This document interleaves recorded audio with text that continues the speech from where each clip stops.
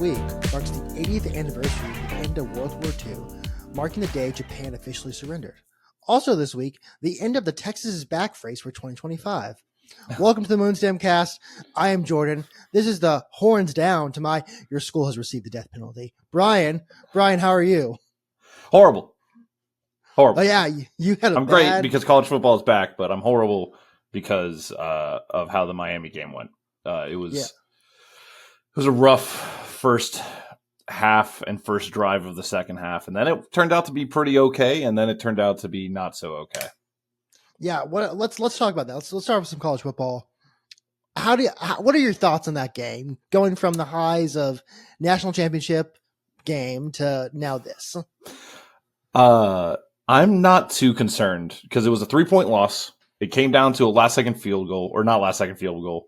It came down to a last-minute field goal, and then my biggest concern is not CJ Carr at all. I think he's going to be okay. It was his first start on the road in Miami, primetime game. That's a rough start to your career in college. My biggest two concerns, I actually have two, my bad, is one, why the hell was Love not involved more? I think he had 7 touches going into the fourth quarter or something like that. That's crazy. This guy was a Heisman dark horse for the year, and you're giving him 7 touches in a high stakes game. It's a top 10 matchup. And then the other big concern is something that we really haven't had a problem with over the past couple of years, and that's offensive and defensive line. We were getting blown up on both sides of the ball. It was bad. Funny enough, I was so used to bitching about quarterback play for the past 3 years that wasn't our problem. That I like CJ going forward. I think he's going to be okay. He's a redshirt freshman. Like I said, first start in college football, and it's on the road at Miami, primetime game. Not fun. Top 10 opponent. We have this next week off, which is crazy that our week 2 is one of our 2 bye weeks, but I digress. And then we have to get ready for Texas A&M at home. Thankfully, it's at home. Yeah, thankfully it's at home. I mean, again, I watched the game. I'm not as into, obviously not as Notre Dame as you are. I did wonder the entire game. One, is Jeremiah Love, did he watch Saquon and go, that's what I'm going to have to do for the rest of my life? Hurdle? Oh, he's obsessed with hurdling, man. I love it because he has a pretty good success rate with it. But I also hate it because it's please don't get hurt. Please don't get hurt. Yeah, well, it's I don't know. It feels like whenever a pitcher goes out there and just it's too early to bring in the guy I wanted to bring. Don't fucking do it. He is not that man. It's too early to bring in that. I don't know. It's like when I'm ever in baseball when a coach goes, "Hey, go out and hit the ball," and the guy thinks that's a green light to just go, I'm going to fucking slam it. And just tries to power every single time to, go 450 feet. And at some point the coach goes, Hey buddy, I'm actually asking you to just get a single. I don't need you to go out there and try to rake. I wonder if Mark Freeman's hey, go out there and just be spectacular, get our run game going, whatever. And Jeremiah Love heard that and goes, what if I jumped over every person on this field? What if every single player on this field, I jumped over it? So it's I don't know. I was going to say Mario Kart, but it's not like Mario Kart at all. It's something where you have to jump over people. So I don't know what he was doing there, but I thought it was actually really funny to watch. I also noticed the first touchdown catch, which was a spectacular catch. Guy went back. He almost Odell Beckham Jr., right? Mm-hmm. And there's a safety right behind him. 10 years ago, maybe 15 years ago, that receiver is dead. Yeah. That he touched the ball and he's getting helmet to helmet contact. That he's done for the season. And the safety kind of tried to bat the ball up. It didn't look very good, but I was when they slowed it down, I was like, yeah, this game is changing. Not in a bad way. I'm not one of those fucking people that are the game's soft now. It's just changed. This isn't football anymore. No, I just think it's two different mentalities where it's more ball hawk rather than I'm a safety, I'm going to lay wood. Yeah, and also they kind of had I don't know if they had the approach of the Dolphins where it's let's kill Tyreek Hill every play. So I don't know. It's probably a good thing as well, but it was a cool catch. With that said, I don't think you should be concerned at all. Miami's a good team. It's a tough team. That's a hard game to start off with as well. On the road is a big part. On the road in Miami. against again a tough defense. I wonder if A&M will be better, just given that I didn't watch A&M this week, and I'm not going to pretend like I did because it's A&M. One, I have no reason to watch them, and two, they played UTSA. No offense to UTSA, I'm just not really into that. I'm into Tarleton State, which we'll talk about. I'm not into UTSA watching UTSA games if I don't have to. So I think you're fine. You'll be fine in the future. You'll be fine next week.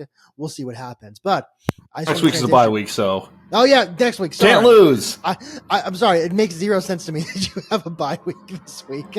So I don't know, and I don't know. I don't know either. So who knows? I'll quickly to just transition because I started with Texas and I'll continue with Texas.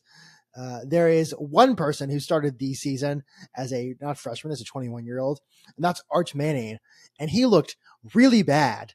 I don't understand what happened. So this is my non-expert, non-player, non-quarterback analysis.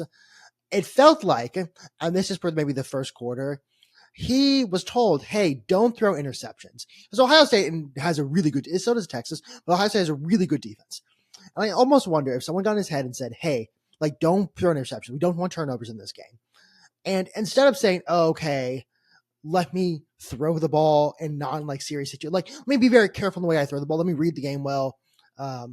Let me be a good quarterback. He goes, oh, I need to underthrow it every time to make sure that it can't get caught. Now, is that really how that works? Not really. But that's kind of how I saw the first couple throws in that first quarter for Arch Manning. It was a bit ridiculous. At some point, I was like, how?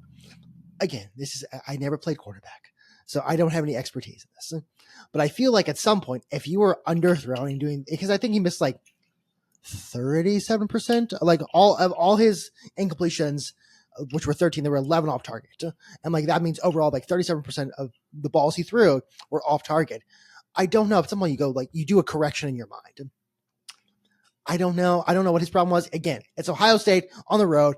You have so much on. He had talked about before the game about how my name, I lived with that my entire life. I'm used to being afraid. Not afraid. I'm used to having pressure on me. But this is a different, we all saw his highlight tapes, his high school tapes on Twitter this week. And I saw the lineman try to come get him. I was like, dude, that's slow. I wonder if just all the pressure, the bright lights, the intensity of the game, the quickness of the game, because he wasn't really playing against the Ohio States, which again, why would you have him play against Ohio State if he's the backup quarterback? It seemed like the bright lights were a little too bright. I'm optimistic, but we'll come back to that later. I'm buying stock. I'm buying stock in Arch Manning. I'm into Arch Manning. I think there are flashes of brilliance. So this is one of my complaints from this weekend, and I've started Bill McFarland, who I actually like. It was during the day on ESPN, and they were showing the 37% stat, and he goes, "Well, his uncle, he's a Manning, so you expect him to be accurate." I'm like, "Yeah, if my grandmother was a bike, she'd have wheels. I don't know what you want from me. Oh, he's a Manning, we don't expect him to run. It's yeah, but he's also not Eli or Peyton. He's also younger. He's also not the son of Eli or Peyton. He's also his own person." So that entire talk annoyed me the entire weekend, but that's just the arch of it all. I don't know if you have any thoughts on Arch. He's going to be fine in the long run. I think Texas is going to be fine. I think they're going to be a playoff team. I think similar to Notre Dame, you started on the road. Not his first start, it's his third start, I believe. But he's on the road, tough place to play, first game of the season. Teams have to figure out their identity. That's why it's nice to get us into the season where we're like, damn, it's all these high-level matchups. But that's why teams look so different at the beginning of the year compared to the end of the year, and why that's taken into account for the playoff seedings and the AP polls is because teams evolve and get so different and figure out their strengths and figure out their weaknesses throughout a season.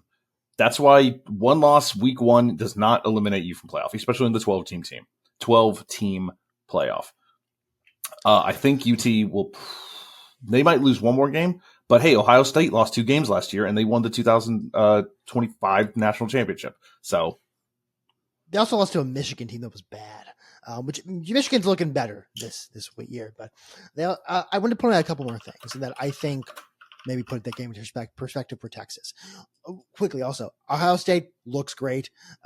Defense looks great. Saiyan, obviously a freshman quarterback, still some work to do, but I think the Super Saiyan moniker may not be too far off. I don't know if I saw anyone say, I saw that some of those signs in the college game day crowd. I don't know if like that's what's next, but I do think it's right there. Couple things.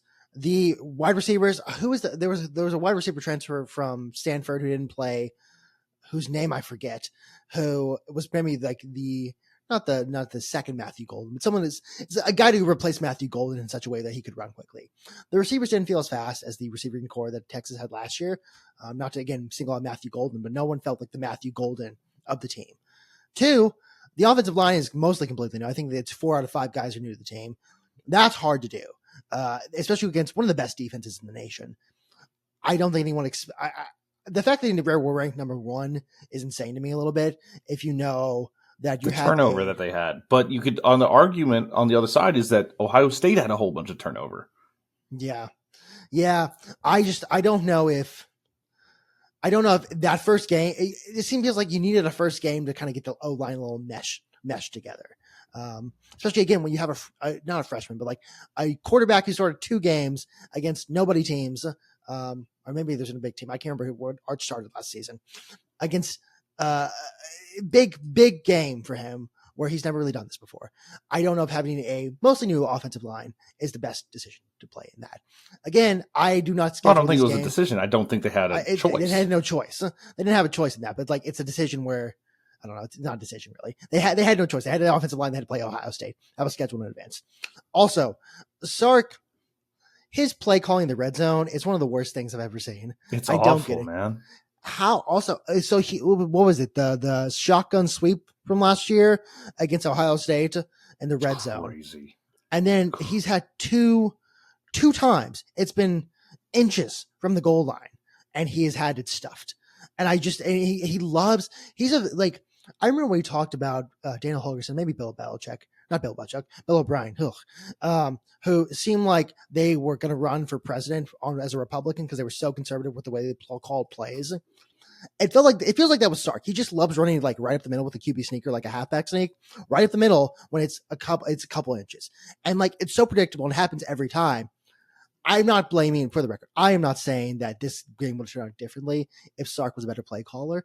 I am saying that I looked this up, and when he was the offensive coordinator of Atlanta, they went from 34 points per game to 22 points per game under his tenure. And that is not a good figure, especially, again, when it's 14-7. You need one. That if they had not been stopped, maybe a different game. I listen, Arch, not a good game. Not a good game at all. At the same time, there are a lot of factors, including the guy at the top, that played into, hey, maybe this is not a great running offense. Maybe he pulls who was it? I can't remember who it was who recently said, hey, I'm not calling offensive plays anymore. It's someone else. So maybe he just needs to do that. I don't know if he needs to do that, but it feels like every time he's in the red zone, especially against a good team, it just doesn't work out well. So I don't know. I'm not a football coach, but it feels like Sark's Achilles heel is red zone plays or red zone offense. Yeah, no, he's never been good in the red zone, and I didn't know how bad the stat was about their points per game dropping off like that. That's actually insane. I know it went down, but what did you say? It was 34-22? 34 points per game to 22 points per game. That's 12 points a game. It's almost 2 touchdowns. That's two touchdowns. That's 2 touchdowns. Extra point, Yeah. But that's actually insane. That's a 2 touchdown swing. Yeah. And when you're in a game with a new O-line, new receivers, and a quarterback who's essentially, this is his first real start to a game in the defending national championships home, which is already loud. It's just, it's not a good recipe for anything. Like, it's not going to go well. And so I feel badly for Arch in that sense. I don't feel badly because at some point, stop fucking underthrowing the ball. It was hard to watch at some point. If you're going to throw under or over, always just throw over. It means you're gunning for it. It means you're a gunslinger. All right. We like gunslingers. Everyone loves a gunslinger. That's like, I don't know. That's a quarterback archetype everyone loves. No one likes a gun. Dink and dumper. Yeah. No one likes down in the ground. Yeah. No one likes that guy. Everyone likes the the guy who throws far. So that's all I have on Texas. I have other college football news, but that's all I have on Texas. Now, Notre Dame and the University of Texas are both they both lost as favorites. They are not the losers of the week. That would go to a school that I spent 2 years at, the University of Alabama. Oh boy, dude, he's not gonna last the season. I don't think he's gonna last the season. No, as coach or in life, because I don't know if he's gonna make it out alive from Alabama at this point. I don't know either. He might be done. Like he's on assassination watch. It's so bad. Like there's Alabama fans being like, well, maybe there's more to life now. Maybe there's other things besides college football. Yeah, motherfucker. I that's my number 2 team because I went there for a couple of years. Yes, that's not normal what Nick Saban was doing. Welcome back to Earth, assholes. Brian, I listened to Paul Feinbaum's call-in show, or the clips of it, the 34-minute clip. And I really want to listen to the first caller because he had one of the best quotes I've ever heard. And the quote was, DeBoer couldn't inspire a rooster to cross the road if a hen looking like Megan Fox and Daisy Dukes was on the other side. It's beautiful. There's a certain level of poetry to the Southern twang that just makes sense. And that makes sense to me. DeBoer, like if you look at the defense, they had 14 missed tackles that game. And you watch them, they're sluggish, they're slow. They're just like, listen, Nick Saban was up 30-0, and I can't remember who it was. And I think there was a pass interference call, and he went insane on the sideline. He's winning 30-0. That game's over. And he goes insane. Kalen DeBoer looks like he's just like having a great time. He's not SEC, dude. He's I know you hate the SEC like bias and love that it gets in both basketball and in college, but for coaching, there is something you have to be guns blazing, kind of an asshole, arrogant, just like in your kid's face, Lou Holtz-esque. That's no one, by the way, in the nation that's not a Notre Dame fan is going to be like Lou Holtz. He used to just grab and get in players' faces, like grab their face mask, bring them in, and just scream at them. So if you're not trying to ignite a fire under your players' asses in the SEC, it's you're fucked. And he's done for this. I think he's done. I think this is going to be his last season. I think he's looking at a $70 million buyout. I'm sure he's not going to be upset with that, but I don't think Alabama and its boosters are going to let this slide for very long. If he loses 3-4 games this year, see ya. I know this is a tangent, but I'm just because Lou Holtz has been old since we were alive. He's just an old person to us. I'm imagining Ty Schmidt's impression of Lou Holtz on a football field. So like, come here, you motherfucker, come get me. I fucking hate you. Like just yelling at the guy on the sideline, like, get the fucking 3-point stance, get on the ground. I need you killing somebody. But that's not a good impression. But like, I just imagine that it's very funny to me. I know. Don't mention that show on our show. I'll just bleep that out, because I can do whatever I want. No, I'm just kidding. I told you a while ago, I was during COVID, that was like one of my forms of daily entertainment because there was nothing going on, was watching the Pat McAfee show for it's 2 hours. Sometimes they do extended shows, 2-3 hours. Oh, dude. It was the Pat McAfee show and Korean baseball were the only things on TV. KT Wiz, baby. I went young something heroes, Kiwoon Heroes. That's the walled city. That's in China. Something heroes, something like that. That was my team. I wonder how they're doing these days. I don't KT's know. fourth right now. Wow. You sipping on sake? No, I'm actually. So this is an espresso cup I got from Italy, and I'm drinking Liquid Death sweet tea in it. So I can pour it in there. I feel fancier doing that. So you're sakeing. You're basically sake style in an espresso cup with iced tea. I have 4. You're an incredible specimen of a human. I have 4. At one point during this podcast, I've had 4 different types of drinks with me: water, sweet tea, seltzer water, and then espresso and the espresso cup, which is why I have the espresso cup with me. So this is actually a pretty normal day in my desk. It's just a lot of drinks. I would be an alcoholic if I had more alcohol. I don't know. Where were you going with that? I love drinks. I love drinking, but like, I love having drinks around me. I just don't. I don't want to get drunk. I like to be sober in my mind as I have this podcast. This is great. Get so off topic. We had that conversation recently about teenagers. I don't know if you should say this. When I was a teenager and early 20s, it was fun to get drunk and then go do things. Now it's fun to the act of like getting drunk, like drinking, and then it's like, oh, I'm kind of drunk. I'm going to bed. I'm sleepy now. Yeah, it is bedtime. Like mine and my wife's drinking games that we'll play with, like if we watch a movie or play a game or something, it ends with us going, I'm going to bed. That's it. It's like it's 11 o'clock. And you're like, it's time to go to bed for me actually now. I don't like this very much. My girlfriend and I stayed up because we were like, let's get drunk. We stayed up till 2 a.m. But she's 5 years younger than me. And so at some point I was like, oh, I couldn't handle it, man. I made it through, but at some point I was like, I'm really sleepy right now. I don't like this very much.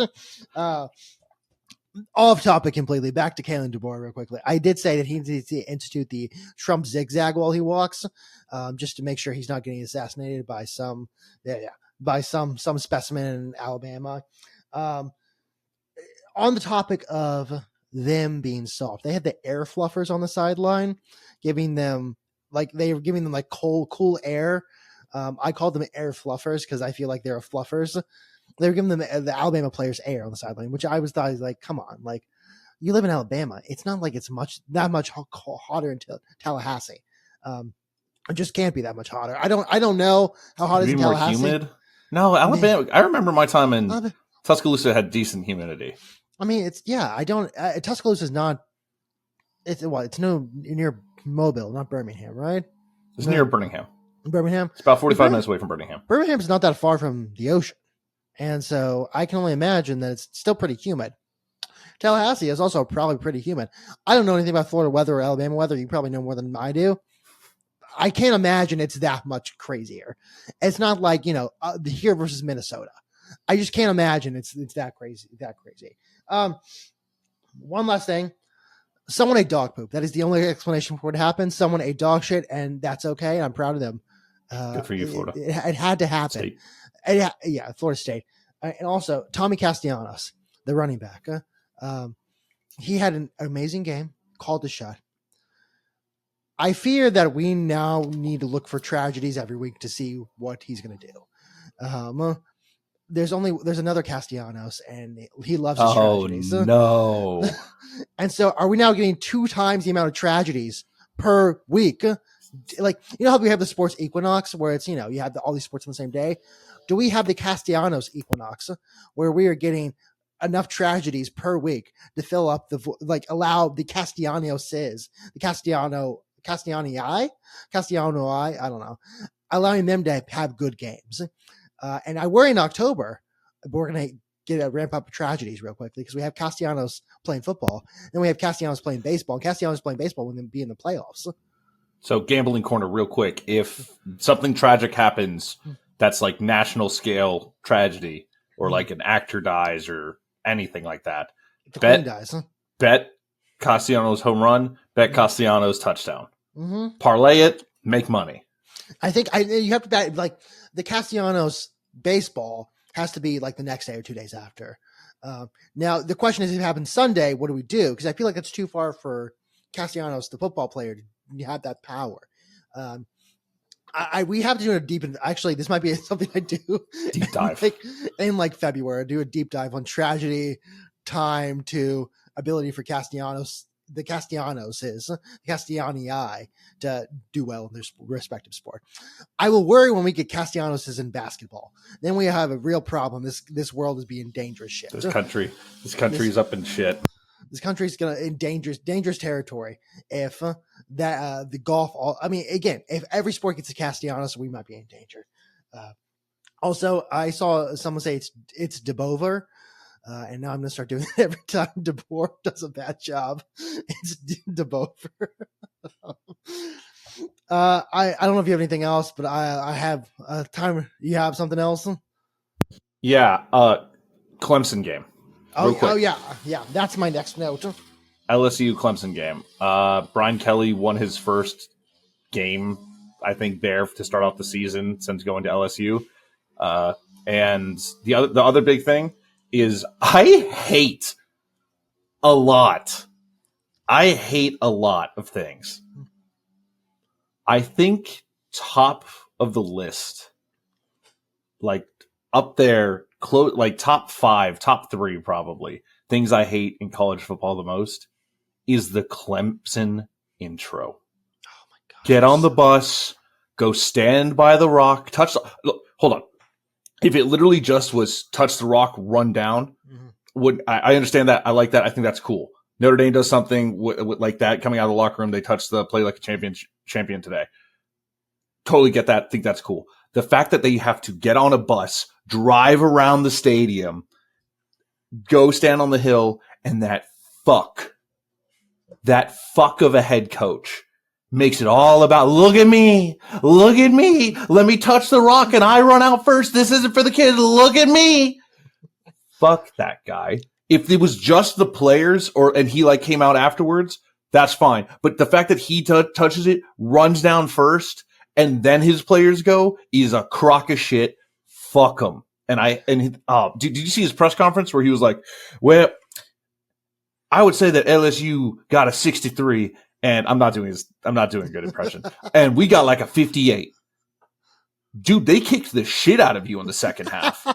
Like, it was brutal. You got brutalized at home in the second half.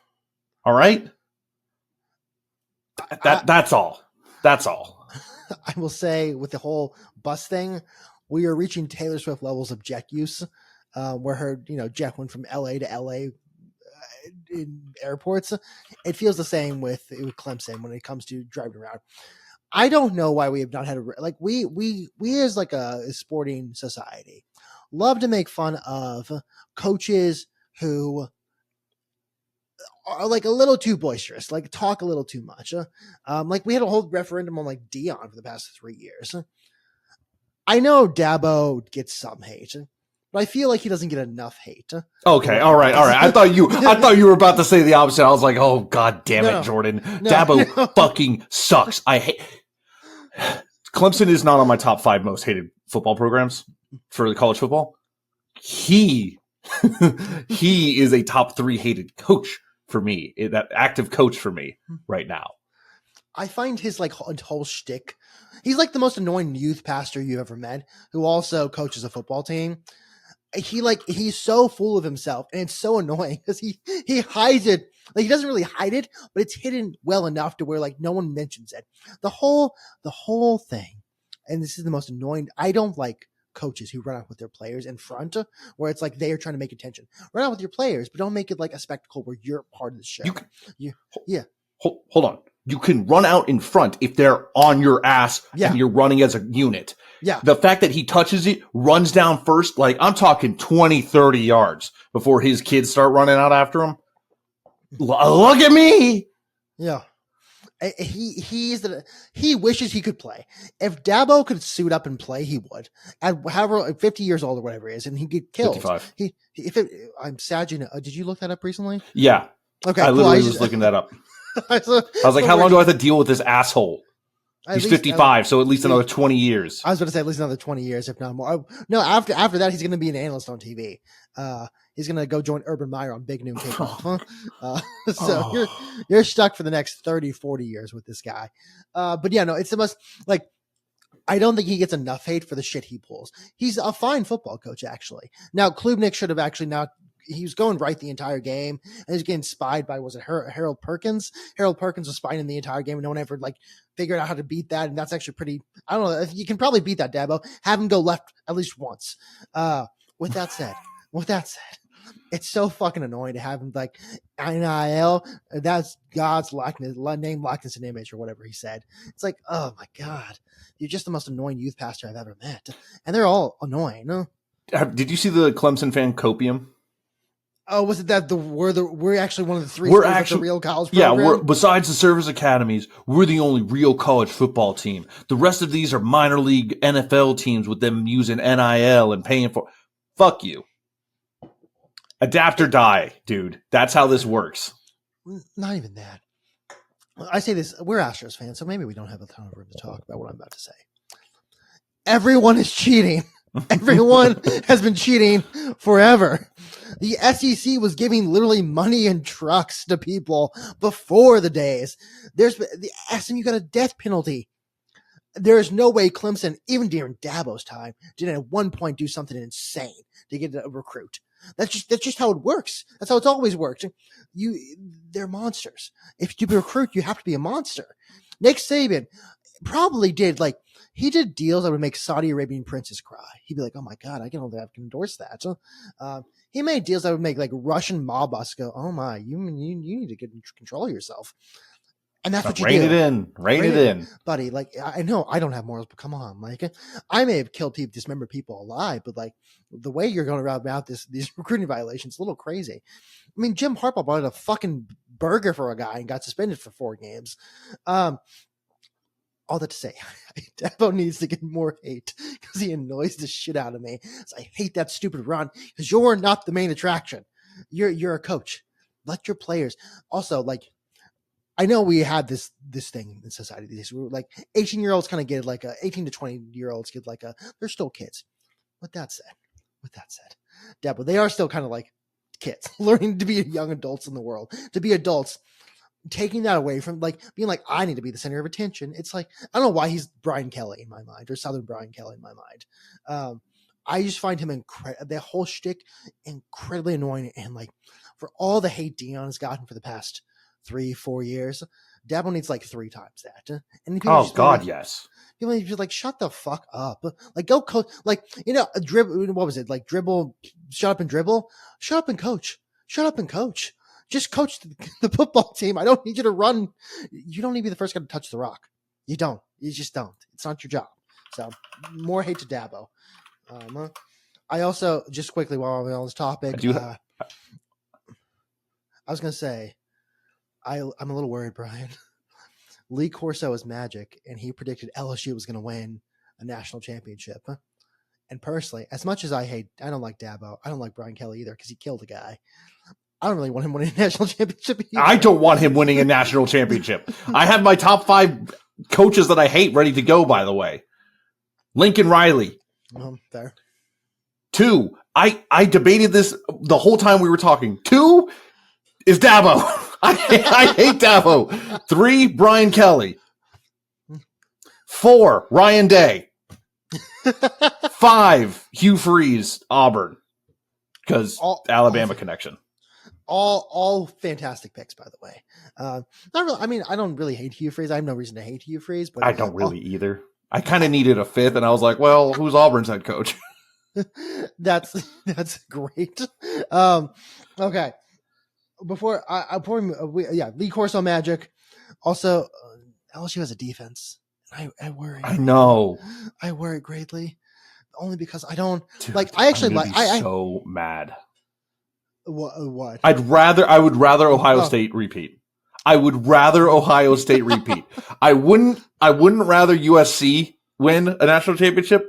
That's the only, if it is USC versus LSU, you know what, Kelly? Go for it. Fucking win, please. Besides that, I'd rather A&M. There's only two people. There's only 2 teams that I would root for Brian Kelly. And that is Clemson and that is USC. Everyone else, anyone else can get that dub. I think not including A&M is great. And that just shows how much you hate Brian Kelly. Yes. But he killed a kid. He killed a student. He did. There were no repercussions. No one did anything about it. So actually probably as much hate as Dabo gets. And you have Dabo, Dion. You need Brian Kelly up here. He murdered a child. He murdered a child. That is to say that Dion got a certain amount of hate. I think Dabo should get more. And Brian Kelly should get so much more. He murdered a kid. Honestly, the way people treated OJ for years, why don't we treat Brian Kelly like that? So that's very different. So I don't know if that's actually a good idea, but you get the point. Is that he's a bad person. All right, moving on real quickly to everyone's favorite unk, and that's Bill Belichick, who had his unk debut. I was watching the pre-show, and every time I saw it, I was like, I know it's UNC, but it's just really funny to think an unk debut. My unk. Just fun, just a few things. One, did anyone really expect UNC to be that good? They had a lot of transfers. TCU is also like the new hitman for teams that are overhyped. Last year was Colorado. This year it's UNC. I don't even think UNC was over. I never saw hype for UNC. I just saw like it's Bill Belichick. But yeah. Also, by the way, all the people saying like, oh, without Tom Brady, he'd be working at a grocery store. He was fantastic. Like he was a Hall of Fame coach already when the Browns were coaching. When he was coaching with the Browns, already Hall of Fame coach. So no reason, like everyone saying that, you don't know ball. I did see one last thing, which was this is the last non-conference loss was by 27 plus points for UNC was 11 years ago, which was also when Bill Belichick's girlfriend was in middle school. So, Jordan, our queen, our PR queen, was in middle school. Did you see her sorority ass like design for his press conference afterwards with all the fucking balloon art and shit? No, I didn't. And it looked like a sorority set it up, and it's so funny.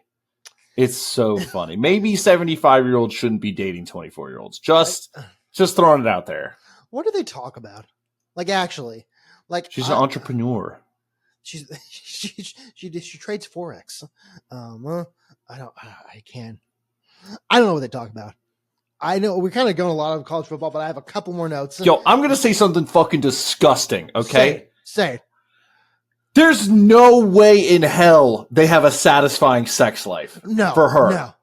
There's no way that 75-year-old man is fucking her like a 24-year-old wants, right? Am I crazy? Is this? I'm a pervert, I guess. I'm a pervert for thinking this. I'm looking something up. I mean, I was going to say something. It doesn't really look like Bill Belichick has that much of a tongue either, so I don't really know if he can. Did you just Google Bill Belichick tongue? 100% I did. And Steve Belichick's tongue is out everywhere. Crazy mouth work. And I will say that Steve Belichick's wife is a lucky woman. But I don't see Bill Belichick's tongue anywhere. So I can't imagine that at any point during this relationship, she's been to her friends, but like, listen, I can't walk right now. So I don't really know what they talk about. I don't know what goes on. I don't really, honestly, we need to picture what goes on. That's a little gross. That's a little like meat bag moving around. So thanks for the visual. You're welcome. A few more notes. Dylan Raiola. I, like everyone else, used to have to take that. It's corny. It's weird. It's actually almost psychopathic the way he tries to be Mahomes. And I was on that train for the past couple of years or past year. I've developed a new take though. I think he is a curse sent by the gods, the football gods, because Mahomes, as we know, practices black magic in some capacity to continue to be as good as he is. That's how the Chiefs get to the Super Bowl every year. So my new take is it's actually kind of cool. It's kind of like insane how much he has become Patrick Mahomes. Like even the hand that, come on hand signal that Mahomes does. He was doing that. Did you see his quote? What was his quote? It was like, I'm as God made me. I mean, shut the fuck up. That's like in a BBL and saying like, actually, this is all natural. This is what I did myself. I do a lot of squats and deadlifts. There's nothing wrong with emulating the best, right? Yeah. He's a 3-time Super Bowl winning quarterback and the best there's big debate. He's got the best legacy of active quarterbacks right now, easily, bar none. Yeah. He's a top 5 quarterback in the league still. But he's top 5, yeah. At the same time, I've like kind of almost done a 180 on Dylan Raiola where I respect the fact that he's gone so method acting, so into this. Like, I can't think there's method actors like Daniel Day-Lewis. He's like studied Daniel Day-Lewis's methods and say, you're a bitch compared to me. He's playing at Arrowhead Stadium. Now, again, there's other factors that went into that. It wasn't like he did this himself, but he's playing at Arrowhead Stadium. And there's a part of me that's going like, maybe this was destined to happen. Like maybe this is all part of the plan. Maybe Dylan Raiola at like 16 got high on LSD and he saw the future and said, this is how I become great at football. I just become Patrick Mahomes. And like slowly but surely, he shall morph more into Patrick Mahomes. He shall become more and more Patrick Mahomes. And that is the only outcome I see of this. Because like, again, there's a shot caller here and that man is Dylan Raiola. And I kind of respect it. So that's my new Dylan Raiola take is that I kind of respect. I respect it. Just don't say the whole, I am as God made me. I am the way I am because of God. When you're clearly just copying, you're obsessed with this man and you're copying all his everything. Or huge Lady Gaga fan, a little monster. And he just forgot the words to her best song. Not her best song, but one of her more famous songs. And because he has so much, his Patrick Mahomes has never listened to the song, and he's gone so method acting that he can't remember his favorite Lady Gaga song anymore. I'm going to spend this all the way till every week I'm going to maybe give a Dylan Raiola update. That's all I had on college football, though. I have one last thing, which is the Tarleton State Texans. First off, hell yeah. I made the video about the school just because I kind of a one-off. I was like, I saw them. They were cool. That community rocks. First off, I love how much support we've gotten just talking about them, which, both with the record, they deserve to be talked about. The fact that there's not a larger media, the media complex is never going to talk about them just because they're an SEC school. Paul Feinbaum's never going to have them on the show given, Megan Fox quotes. But it's really awesome. And beating Army, I think this was Tarleton State's first FBS a win over an FBS school on the road and second win over an FBS school ever. I thought it was super cool. I loved it. The defense did an amazing job. It was 24-10 in the third quarter. And that's, given that they're an FCS school and Army's an FBS school, it's Army. I was like, well, it was a cool effort. Good job. Good try, guys. It's out of your league. Turns out I'm stupid, so never listen to me ever again, which take that in context. They came back. I want to shout out. Also, I talked last week about their quarterback, Gabalis. I want to give a shout out to Trey Page III and Caleb Lewis, who are both amazing running backs. They find holes, and this is not going to I'm not going to make a metaphor out of this because I actually want to make this clip. Bill Belichick and Jordan. Oh, sorry. They find holes in ways I did not expect, and it's really awesome. And they put their nose to the ground, and they run hard. And that's kind of what you want from a school like that, an FCS school, where it's they're playing with their heart, which is something, again, Kalen DeBoer knows nothing about. I also want to give one more shout out to, I think his name is Brandon or Braden. I don't know. I think it's Brandon Tolbert. I wrote it down wrong. Sorry. And second double overtime, they won in double overtime, by the way. No thanks to, I think it was Herrera, Army's kicker, who did a horrible job, missed 2 kicks. I don't really know what happened. He was on the ground and Army crawled and then shot a gun, which feels kind of like last season where guys kept pulling out shotguns and shooting each other after big plays. But it was really cool. And I just thought it was funny. I like a little whimsy in my athletes. It's my favorite college football clip, celebration of all time, is where a DB knocks away a ball in the end zone and he slowly brandishes the gun and shoots the player, and the ref just is staring at him, just it's just, are you serious, dude? Come on, brother. No, that I like a little whimsy in my athletes, and that felt a little whimsical. So Tarleton State, hell yeah. I need to research the school a little bit more. It's in Stevensville, I've learned, which is an hour away from Fort Worth. My apologies. I didn't road trip. Honestly, we need to go. Moonstamp road trip. Finally. Last thing, Tarleton State had no turnovers. Army had 3 turnovers, 2 interceptions and a fumble. Great way to win a game. Great way to win a That game. helped a lot. They're number 3 in the FCS coaches poll, which is a name for it, but I don't remember the name. So I'm going to keep following the school.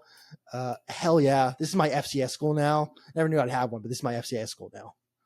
I'll have to ask my father-in-law some more, but when he was playing college football, because he played like the lowest of the low is like Division 2 DI 2 or something like that. It was like before like Division 3 and everything was established. But he played them. So I'm going to have to ask for a little bit more details on that. And I'll come back next week and have a little story for you. A quick 2-minute story about them. Regale us with some stories. All right. That's all my college football notes. I washed my hands of that. It was great. It was honestly fun week 1. Lee Corso. Welcome back. Lee Corso. Thank you for everything. It was super cool. You got all his picks right. He picked Florida State, even though it wasn't an analytical one. It was more just I love Florida State. And yeah, it's super cool. But welcome back, college football. Yeah, there's such great college football has like so much. I love it because it has whimsy. I love whimsy because NFL doesn't really have much whimsy. College football is whimsy. Before we move on to NFL, we're going to move on to the big news of the day, which is Kawhitergate. Kawhitergate, yeah. Framber. Oh. What are you doing, Fran? Like, I know I've said he has the mental capacity, none of the mental capacity. He has the mental fortitude of a small child who doesn't have object permanence. What are you doing? Like, Salazar waved him off before he gave up the grand slam. He said, "Step off," and he just went, "Nah," and then 96 mile per hour meatball that he took the other way for a grand slam, and then pitch communicate. So everyone has come out on the Astros organization and said that it was miscommunication and it was not on purpose. Bullshit is what I say. There's no. Did you see the look they get? Like he fired that thing in. I went 93, but only 93. Yeah, only 93 miles per hour. But Salazar instantly got up, like, took his mask off, took a couple steps to him, like, and his face was just, what the fuck was that? And Framber, after he threw it, turns around basically, like, after he hits him, basically turns around and just does his little walk around the mound real quick. There's no way that wasn't on purpose. No. Fuck off with that shit. Apparently a lot of Astros got onto his ass too in the locker room, as they should have. Mm-hmm. I don't know. That's a bad look. And that might be one of the most expensive pitches in baseball because he is in a contract year.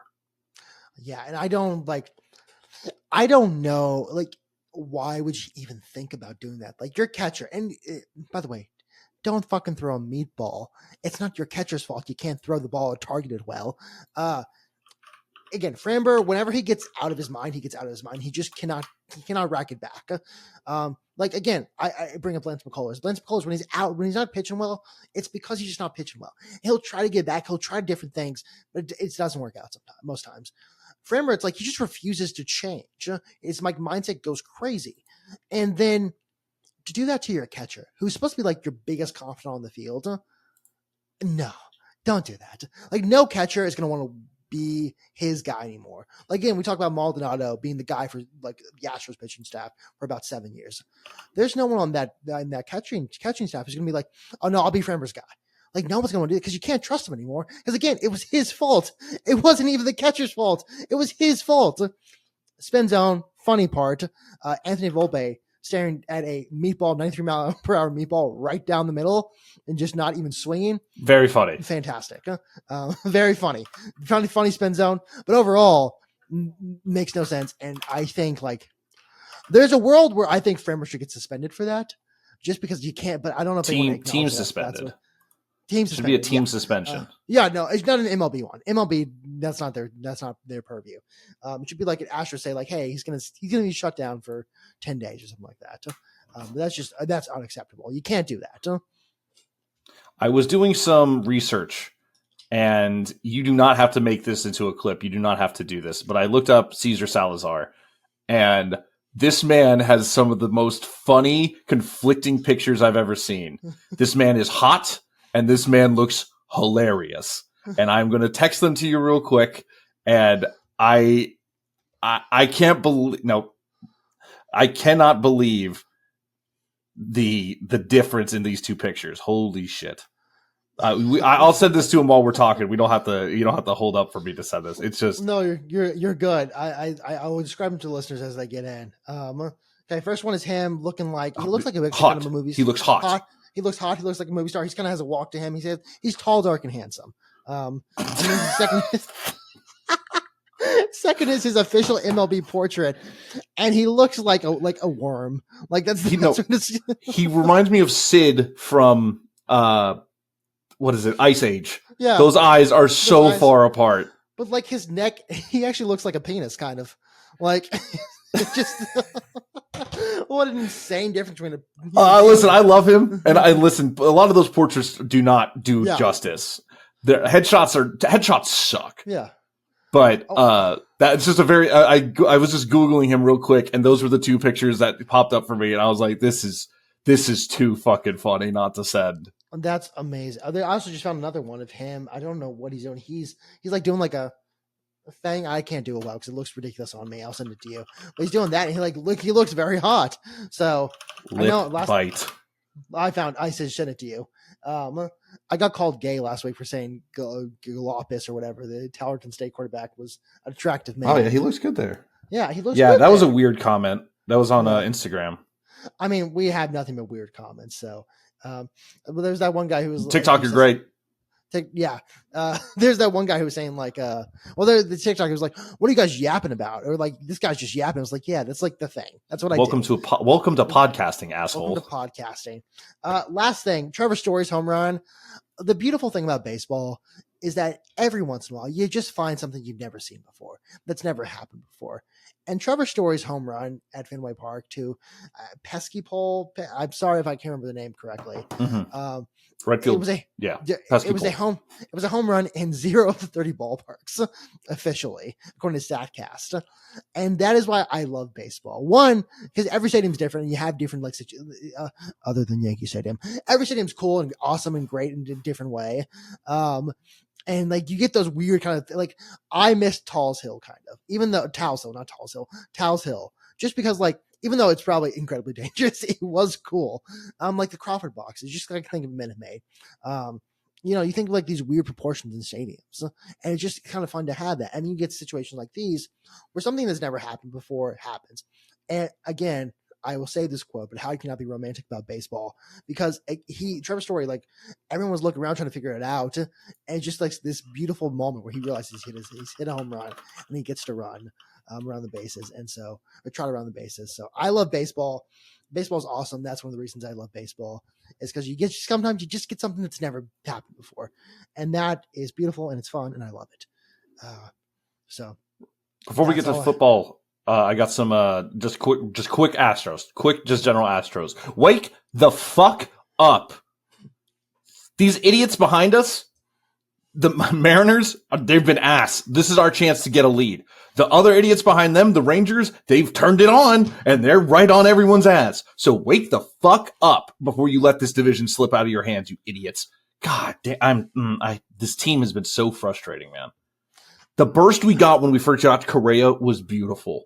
And I'm not putting this on Correa at all. He's batting like 300 since coming here. God. I like to think, and I think it's quite funny.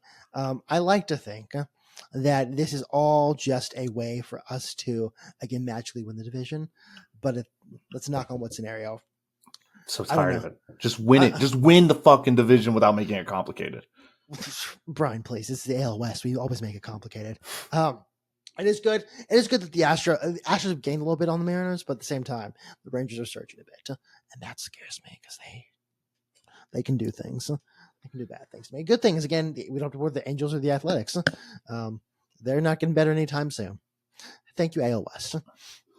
That's all I have, though.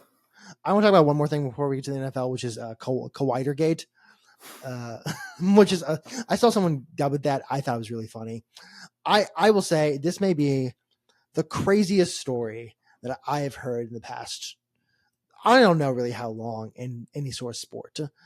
Like the Luka trade was surprising in terms of like, it's surprising because we didn't think it would happen.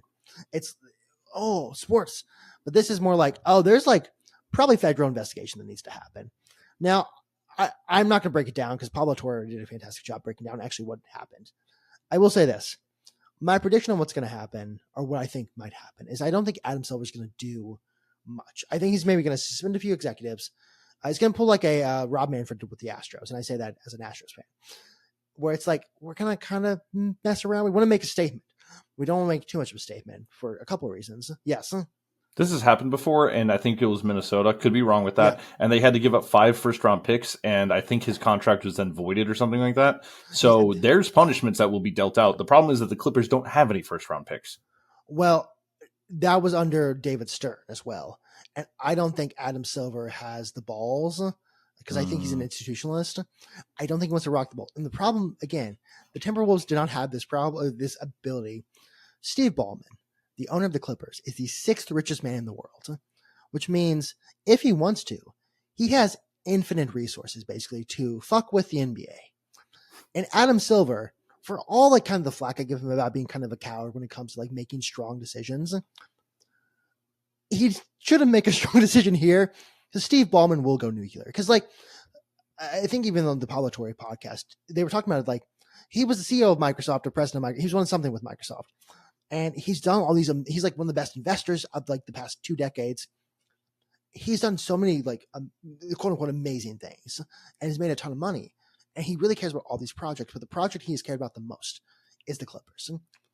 And if you take a man who has, again, infinite resources and you kind of strip him of the one thing he really cares about, which is the Clippers, I don't imagine that ends well for the NBA because legal battles are coming their way. And like you can say, well, that's for the NBA to worry about. But like one of the ways that, and not to make any commentary, but one of the ways, like if you're rich, you can really kind of get out of problems is just infinite litigation.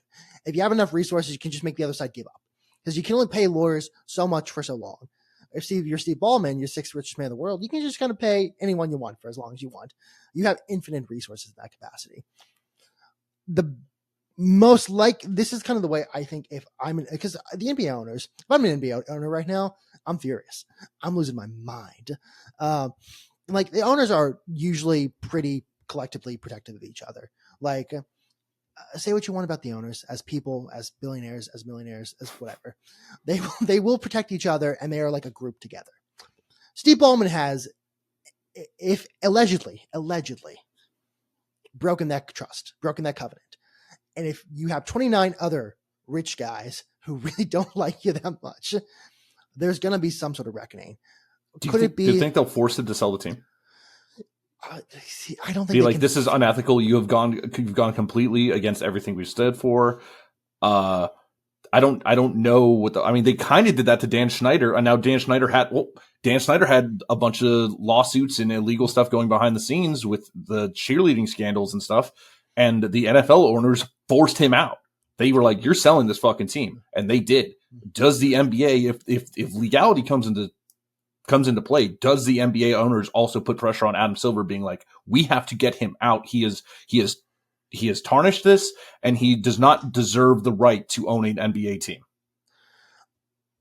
I don't know, just because like. So not Adam Snyder. Adam Silver is an institutionalist, and that he reminds me of, and this is such a weird comparison. He reminds me of Chief Justice John Roberts, and that if you read his decisions, you go like his entire nothing to me. Yeah, sorry. His entire like want, and whenever he writes a decision, whenever he writes an opinion in the Supreme Court, is I want to protect the institution of the United States government. He's a conservative who also saved Obamacare. And it doesn't compute, but if you read his reasoning, he's very much, and you read like kind of go through the, hey, this is in the back. His entire job is to make sure the government runs. That's all he really wants. I think Adam Silver is relatively the same, where he understands his role as a protector and a continuer of the NBA.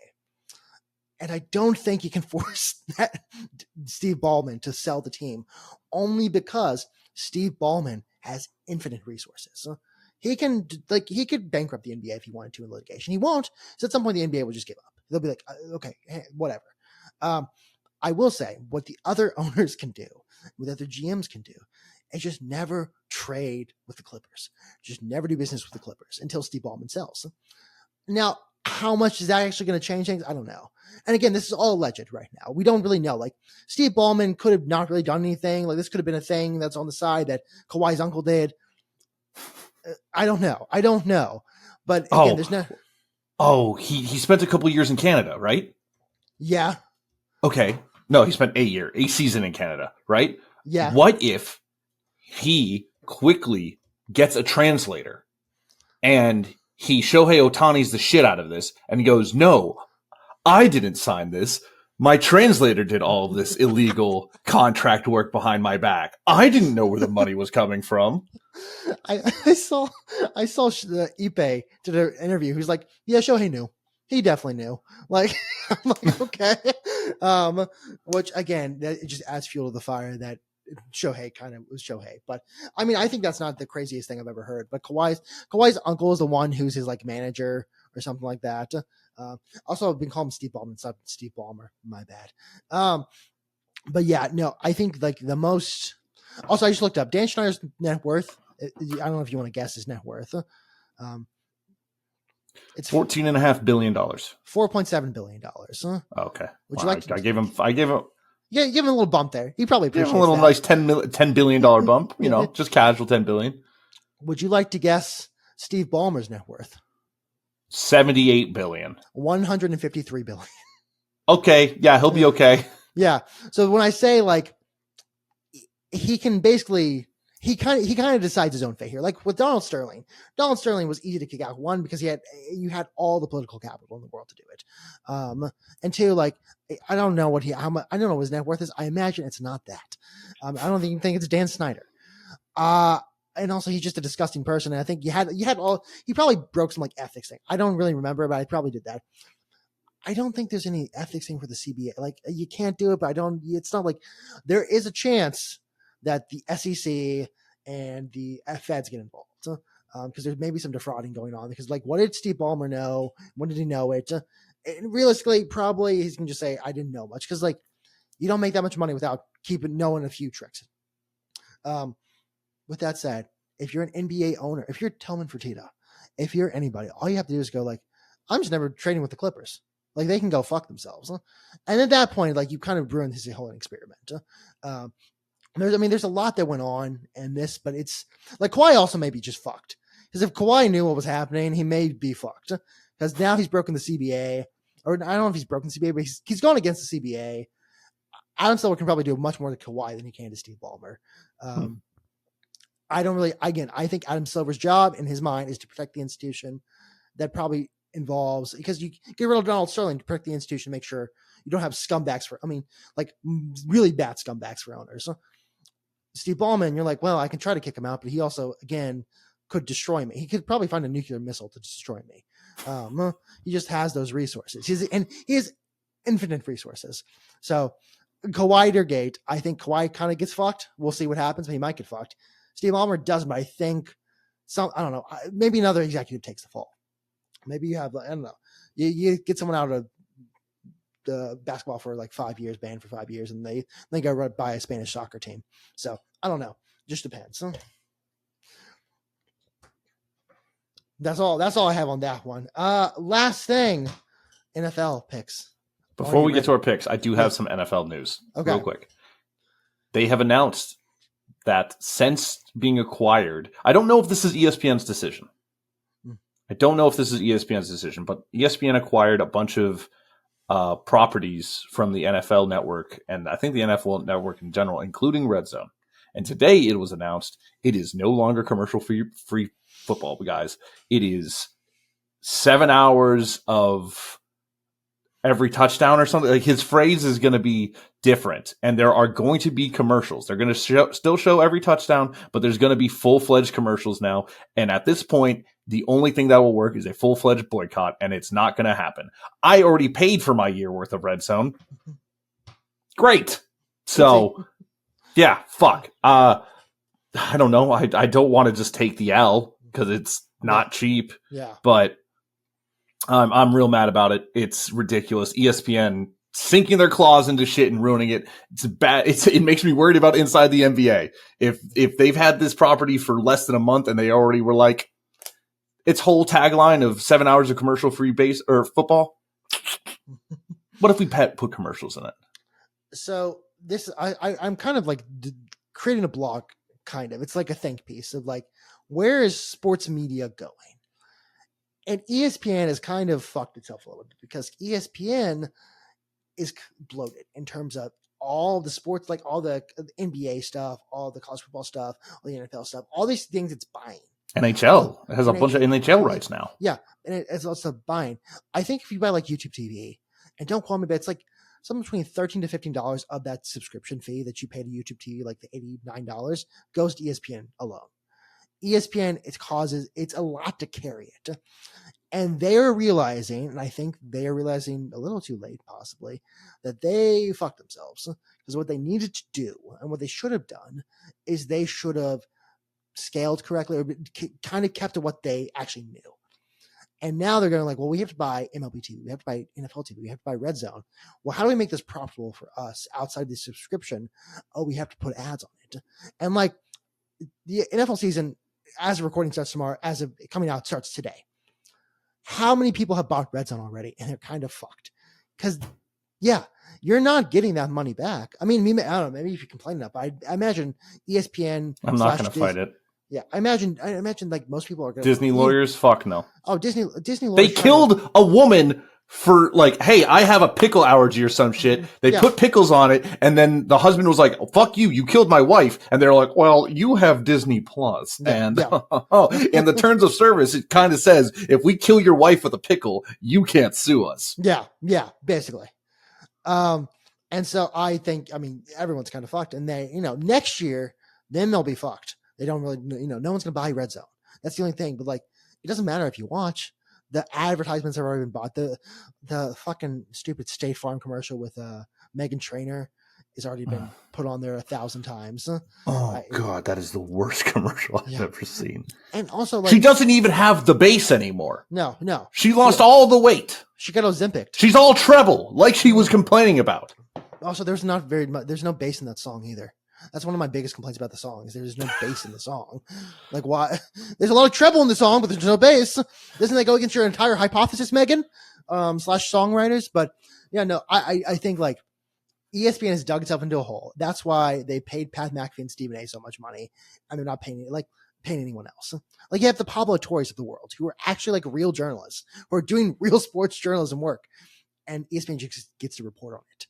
They don't really care anymore because they have enough rights. They've transitioned from being a sports coverage to just sports. And they are fucking people over. And like, again, you talked about the college football Redzone thing, the idea you had. I mean, the joke is going to be no longer. Yeah. I mean, the joke's going to be like in an ESPN, Disney Plus, Hulu package for $45 plus, subscription fee each month. And also we get to take your firstborn child. Also, I'm Rumpelstiltskin. And that's like the CEO of ESPN is now Rumpelstiltskin. It's just the most ridiculous thing in the world, and it's gonna continue. And sorry, it's like the Rob Manfred hates you and doesn't want you to watch baseball. ESPN hates you and doesn't want you to watch sports, or it doesn't want you to have fun with sports, and it's gonna continue. No, they want you to watch. They want you because to watch. They want to shove as many ads down your throat as possible, while there's a little box down here that has the sport that you're watching. If they could, they'd probably do that. Like if they could, they would put.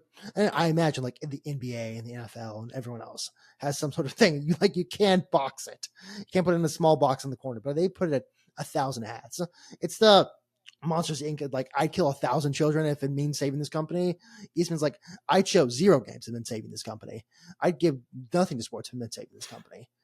Not to get like weirdly cyberpunky and dystopian on you. But there was a funny thing that I saw that was like me looking up at the sky where my Cyberlink, my Neuralink glitches, and I've seen and all the ads in the sky disappear, and I see the night sky for the first time in 40 years. And I'm like, I saw that meme like 10 years ago, and I was like, I don't really notice that many ads on things.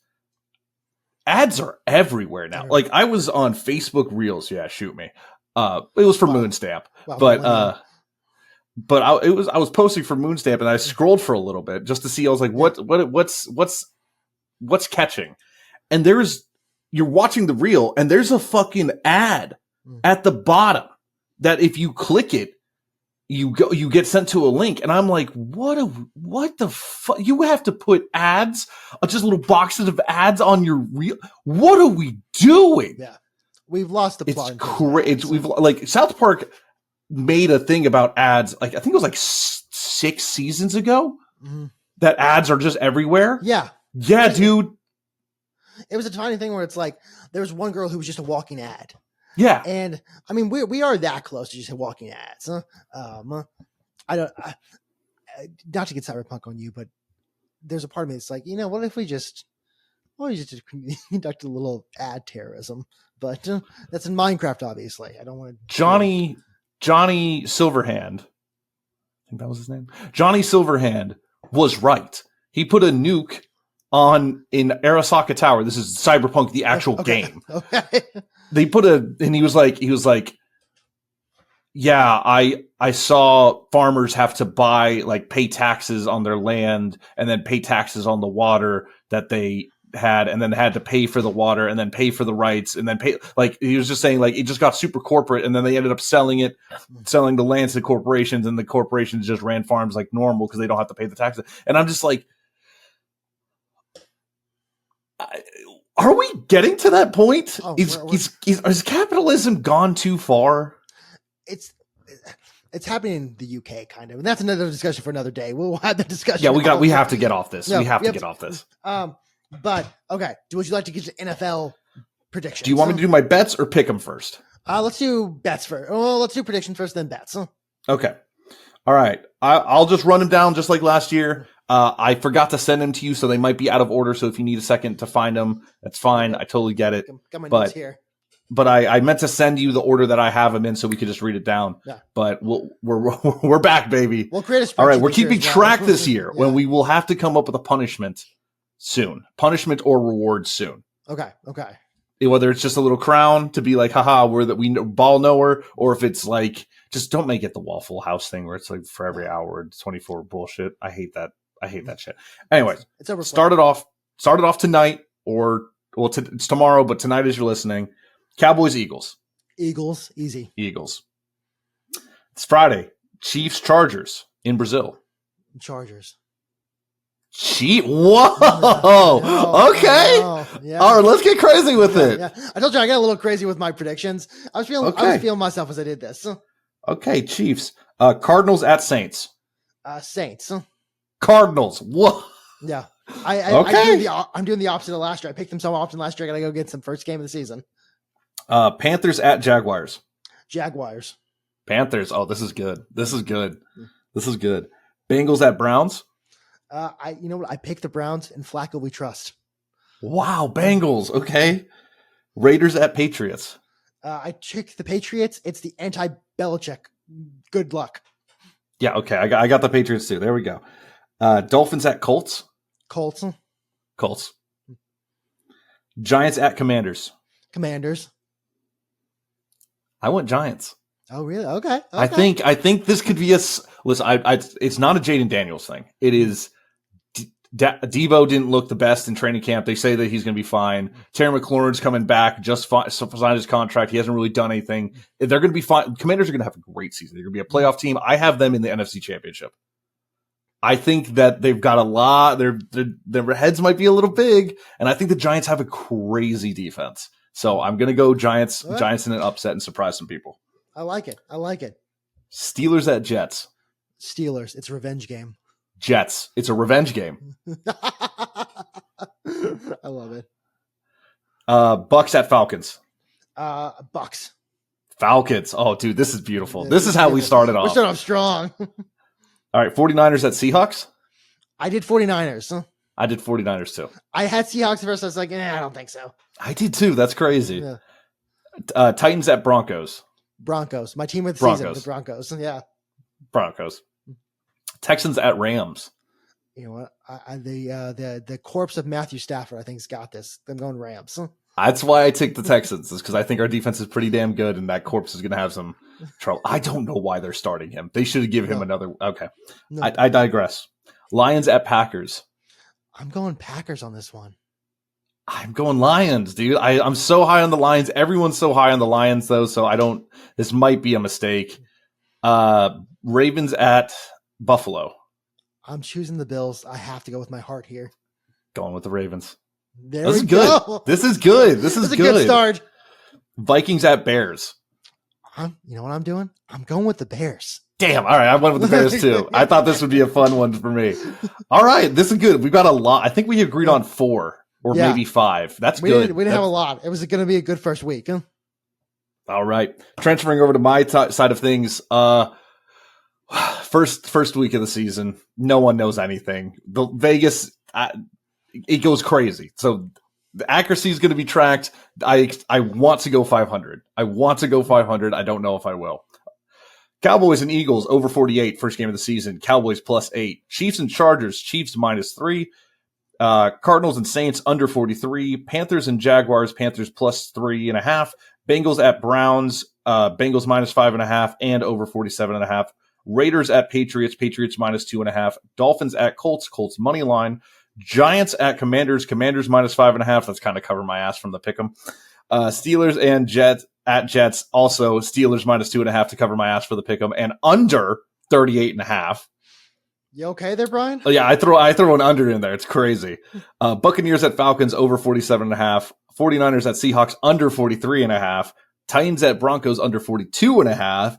Texans at Rams, Texans money line. Lions at Packers over 47. Ravens at Buffalo over 51, and Vikings at Bears, Bears +3 and over 44. If it's a primetime game, I'm going to take the over. It's a problem, I know.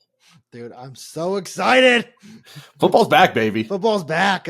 Everything's back. We're back. Full slate. We get a full. This is the first full weekend of football too. We've got college football slate. We've got NFL back. Oh, fuck, dude. It's until January. We got until no non-football weekend until January. February. Yeah. Yes. Yeah. I'm so excited. Well, Pro Bowl. Well, okay. It's not even a football game anymore. That's like a thing they do. Flag thing. Yeah. Well, let's not end on a sour note. Football's back, baby. It's week 1. Back. That is so far away. That's not our problem. We go. Listen, we're trying to hit under an hour. We're at 1:16 right now. I love it. Brian, where can the people find you? You can find me across all social medias at Auric Polaris, AuricPolaris, especially at twitch.tv/Auric Polaris. Still going through Elden Ring right now. It's getting hard quick. I beat the Redzone Festival, and now I'm getting my ass kicked in the Underground Lakes part. Jordan, where can the people find you? Find me at Jordan Stotts on Twitter and Moonstamp Sports across all platforms, YouTube, Facebook, Twitter, Instagram, TikTok. I think that's all of them. Thank you so much for listening. Have a fantastic football weekend. Whenever you're listening, leave a like, comment, rate, subscribe, whatever you can do. We will see you next week. Football's back, baby. Woo!